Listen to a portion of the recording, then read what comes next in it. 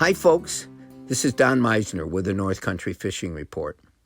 You know, we talk about finesse fishing, and I've mentioned it a lot, and some of you that are riding in your car right now may not be really fishermen, and finesse, what does that mean?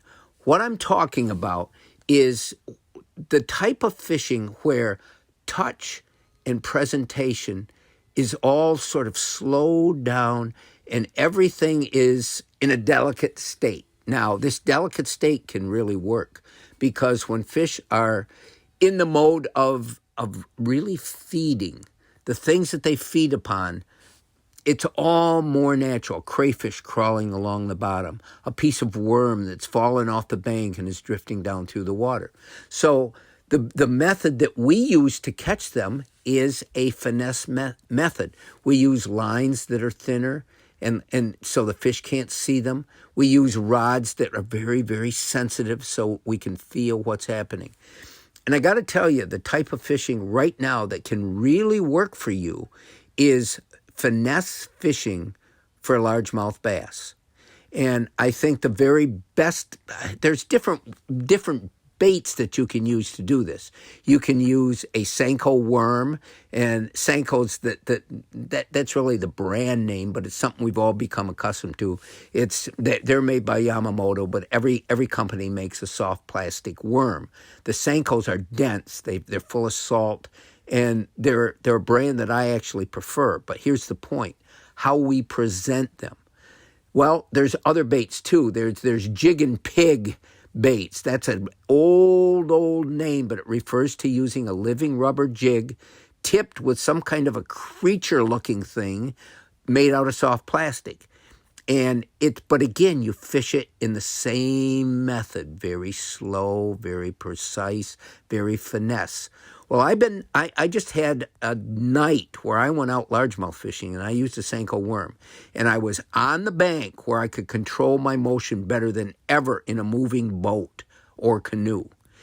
And what I would do is I would cast out as far as I could. I knew the fish were in this area. They usually come to this area in the fall. So I knew they were there. I'd let the bait sink to the bottom.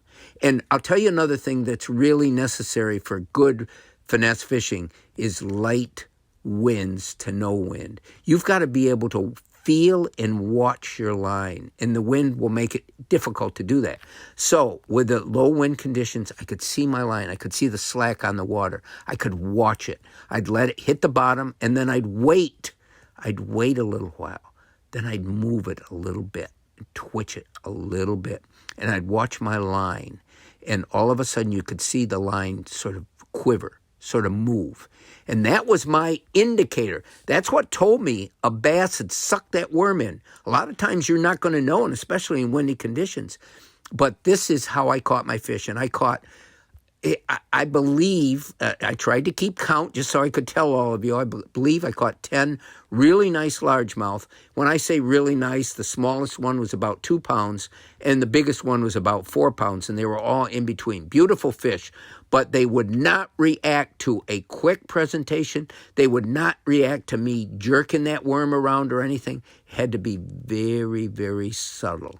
And that is finesse fishing. And if you can get to do that, if you can learn how to do it, boy, I'll tell you what, it can be a lot of fun, and it can be extremely rewarding. All those fish were hooked in a way that I could just get that hook out so easily, and they will all return to the water. And hopefully the next time I talk about it, next year, the smallest one will be 3 pounds and the biggest one will be 5. Until next time, folks, this is Don Meisner with the North Country Fishing Report.